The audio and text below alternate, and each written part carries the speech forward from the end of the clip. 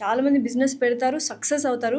ఆ కన్సిస్టెన్సీని మెయింటైన్ చేయడంలో చాలామంది ఫెయిల్ అయిపోయి షట్ డౌన్ చేసిన బిజినెస్‌లు చాలా చూసాం. ఎస్పెషల్లీ ఫుడ్ బిజినెస్‌లో. What are you doing for this consistent business? So basically అందరు ఏమనుకుంటారంటే ఆ 0 to 1 చేయడం చాలా టఫ్ అనుకుంటారు. Yes, that is tough. అది వచ్చిన తర్వాత దాన్ని మెయింటైన్ చేయడం ఈజ్ మోర్ టఫ్ అని నేను అంటాను. ఎందుకంటే ఆ రోజు ఎవరికైనా కానీ 0 to 1 జర్నీలో ఫర్ ఎనీ ఆంటర్ప్రెన్యూర్ ఒక డిఫరెంట్ లెవెల్ ఆఫ్ మోటివేషన్, ఏదో సాధించాలనే తపన, ఇవన్నీ ఉంటాయి.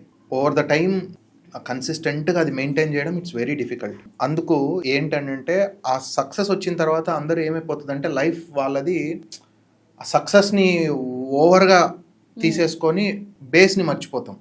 మన కోర్ ఏదైతే ఉన్నదో సక్సెస్ఫుల్ ఫార్ములా కావచ్చు, మనం వచ్చినటువంటి ఆ పాత్ కావచ్చు, రూట్స్ కావచ్చు, మర్చిపోతాం. సో నేను డెఫినెట్లీ అది ఎప్పటికీ నా వల్ల అవ్వదు.